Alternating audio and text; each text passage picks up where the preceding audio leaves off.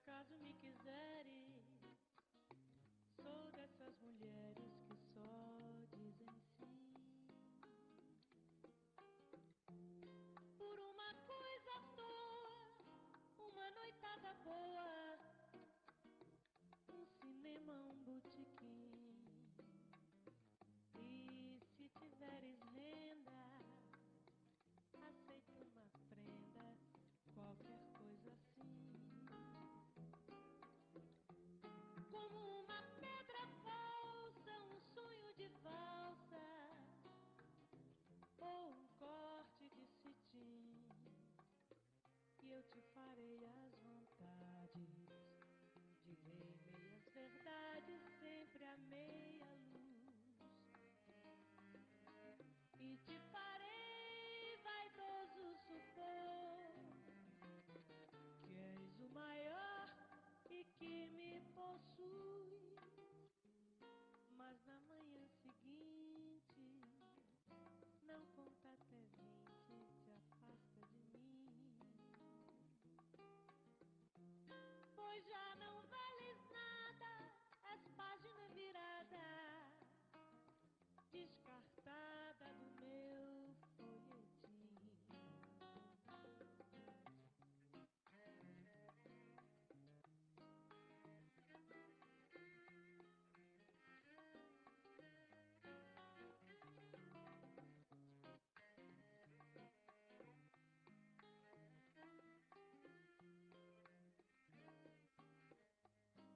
Se acaso me quiseres, sou dessas mulheres que só dizem sim. Por uma coisa à toa, uma noitada boa, um cinema, um botequim. E se tiveres renda, aceito uma prenda, qualquer coisa assim. Como uma pedra falsa, um sonho de valsa, ou um corte de cetim. E eu te farei as vontades, direi meias verdades, sempre a meia luz. E te farei vaidoso supor que és o maior e que me possui. Mas amanhã seguinte, não conta até 20, te afasta de mim. Pois já não vales nada, és página virada, descartada do meu folhetim.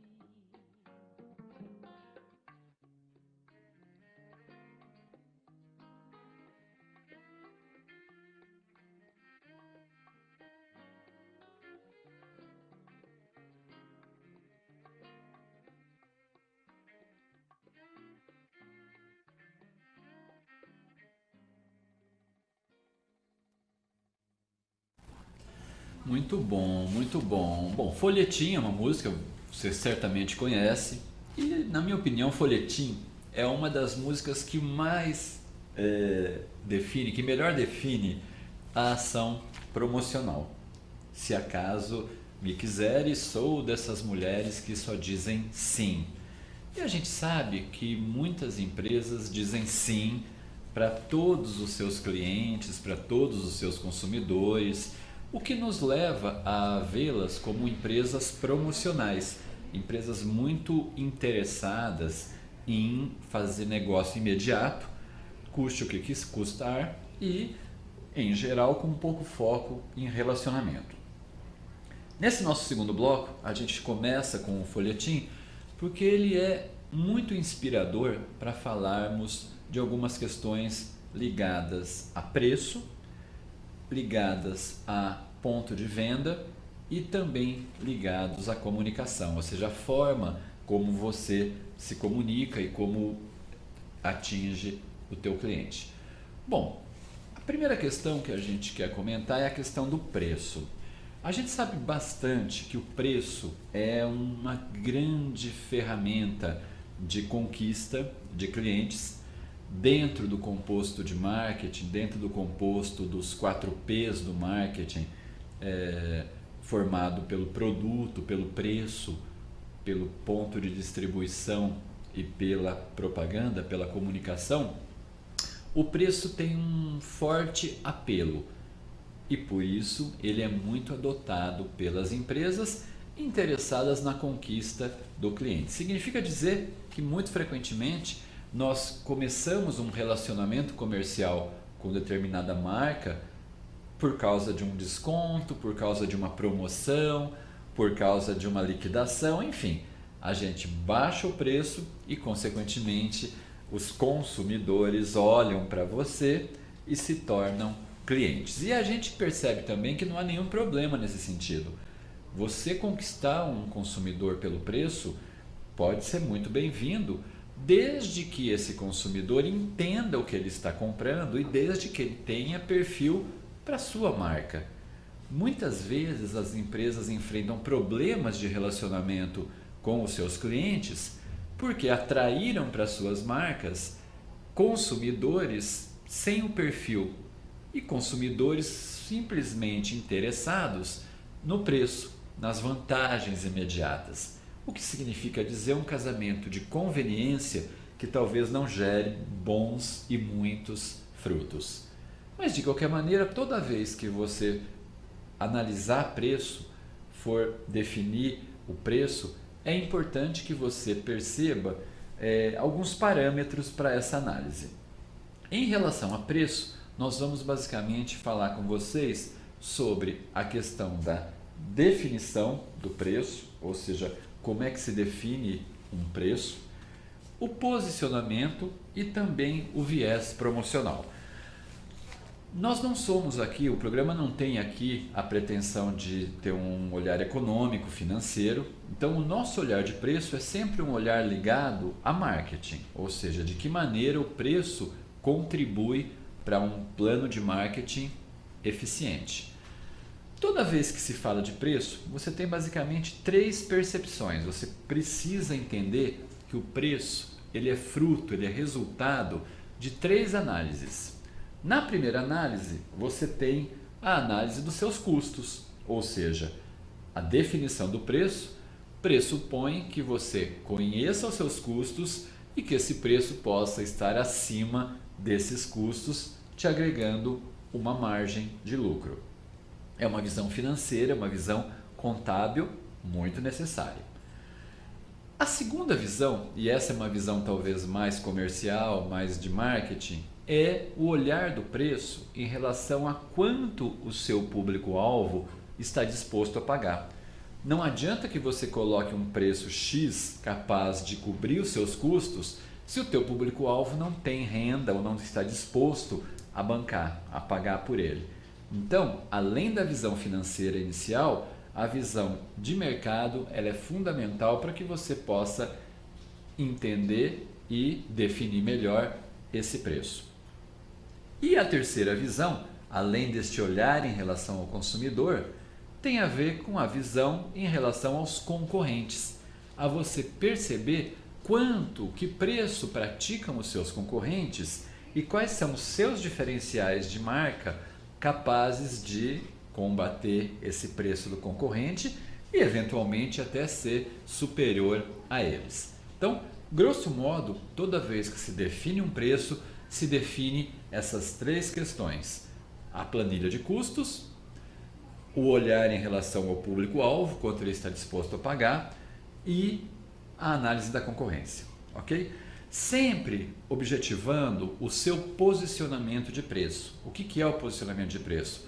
É o lugar que a tua empresa ocupa no mercado do ponto de vista de dizer que ela pratica um preço promocional, ou seja, nós somos baratos, nós somos uma empresa de conveniência, uma empresa que trabalha no giro, consequentemente com uma margem pequena, ou não, ou nós praticamos um preço maior com mais valor agregado, ou seja, uma grife, uma marca de luxo, normalmente tem aí um preço mais elevado, mas a gente espera dessa marca que ela agregue valor, que ela tenha atendimento, que ela tenha uma loja bacana, que ela te receba com atenção, enfim. Então, o posicionamento de preço também define um pouco as promessas e o olhar que o mercado vai ter em relação à tua marca, ok?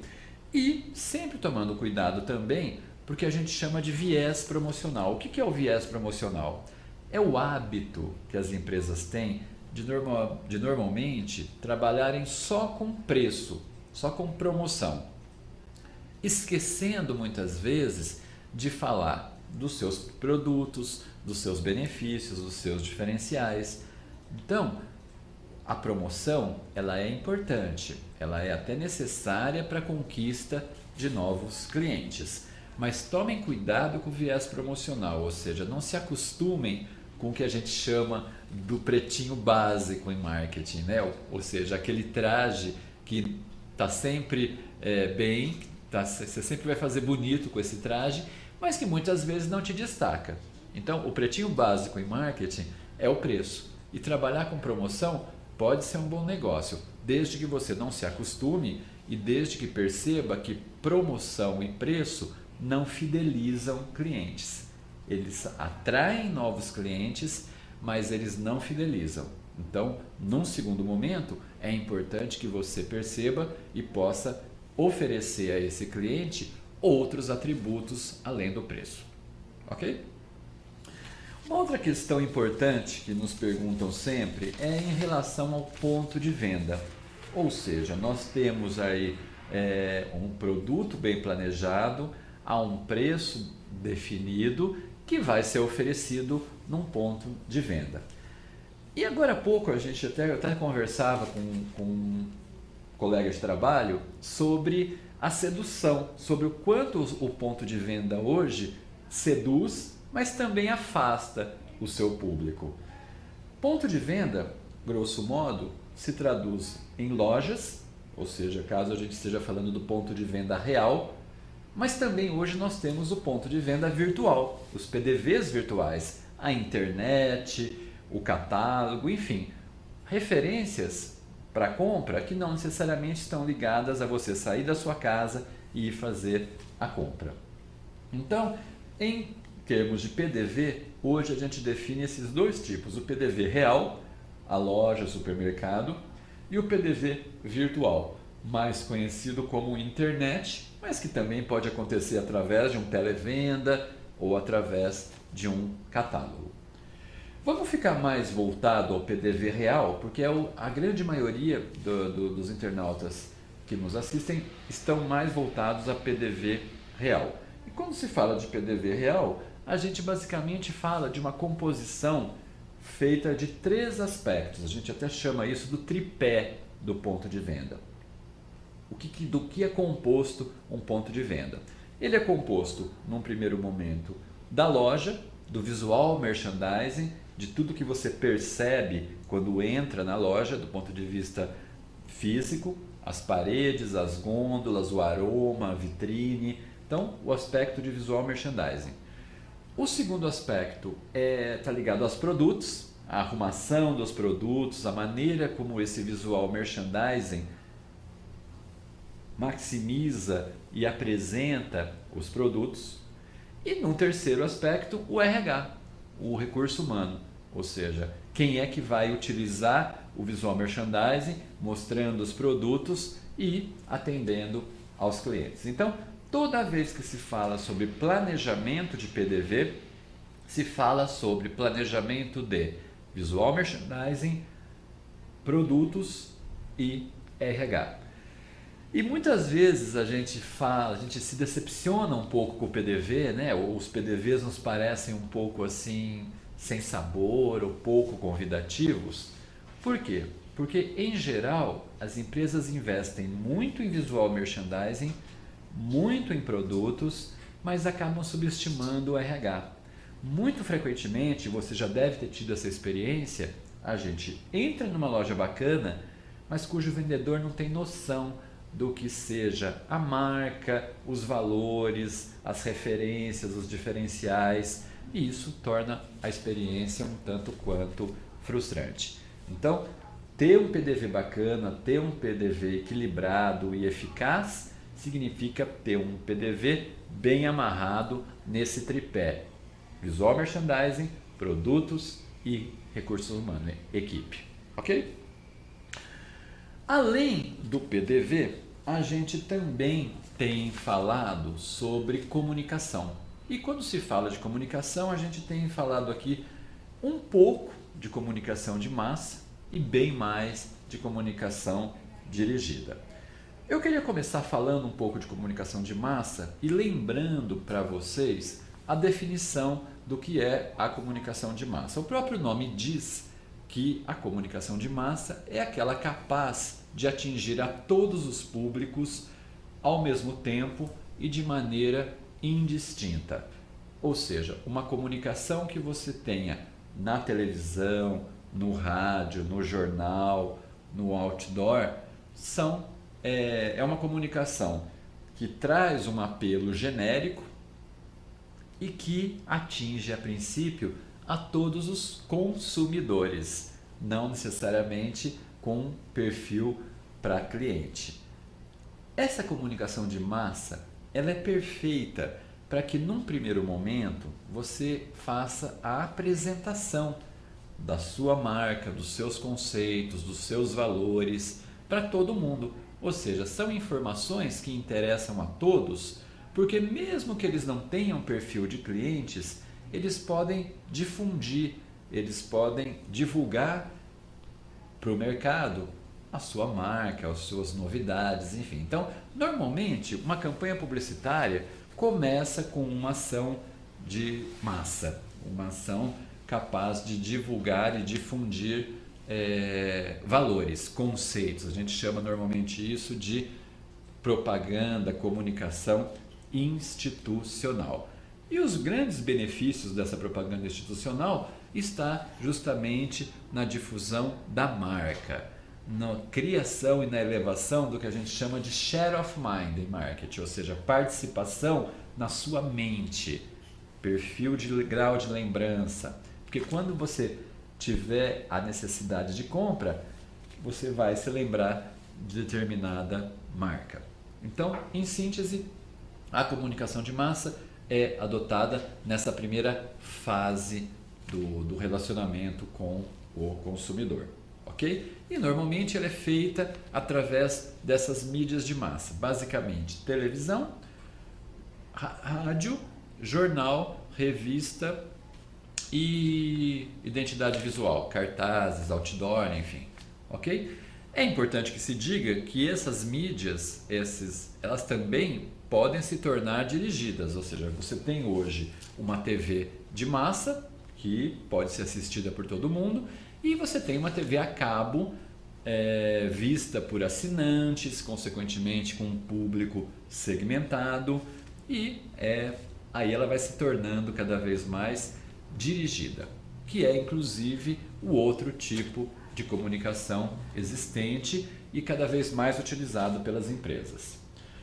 Em relação à comunicação dirigida, é importante que se diga que ela é então complementar à comunicação de massa. Enquanto na comunicação de massa você está cumprindo a função de apresentar a tua marca, na dirigida você já está muito mais interessado em falar com determinado público, ou seja, com as pessoas que reagiram positivamente ao estímulo de massa e te ligaram buscando mais informação, ou passaram na loja, ou te mandaram um e-mail. Enfim, a comunicação dirigida, ela dá conta justamente desse trabalho de relacionamento, sondagem e entendimento desse perfil, muito em função daquele aspecto que nós comentamos sobre busca de perfil comportamental, fidelização do cliente. Então, neste aspecto e nesse momento da relação, a comunicação dirigida é perfeita para essas ações. E o que é comunicação dirigida, então? É aquela comunicação capaz de focar um único cliente, um único consumidor. E ela foca através, basicamente, de 4 ferramentas. E-mail, você pode então mandar um e-mail, fazer uma ação de e-mail marketing. Telefone, carta e eventos. Basicamente são as 4 maneiras que nós temos de desenvolver uma ação de comunicação dirigida, centrada em geral num segmento, num grupo de clientes mais segmentado, mais qualificado, menor, com uma oferta específica que você vai dirigir e com um script que vai comunicar essa oferta a esse público. Então, normalmente, a comunicação dirigida também adota o que a gente chama de tripé da comunicação, ou seja, é a definição de um público-alvo que vai receber uma oferta de uma maneira específica, em geral conhecida como script. Ok?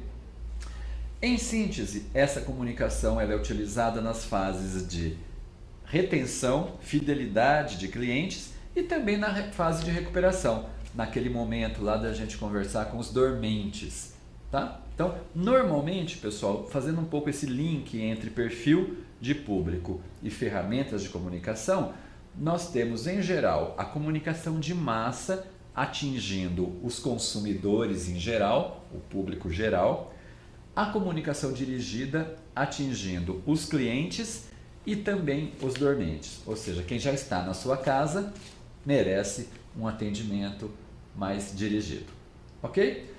Em síntese, é isso que a gente queria falar com vocês. Se vocês tiverem dúvidas, estamos sempre disponíveis pelo e-mail alvivo@tvgeraçãoz.com.br e também nas nossas páginas no Facebook e no Twitter.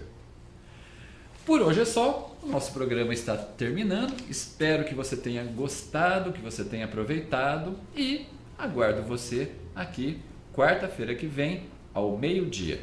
Uma ótima semana.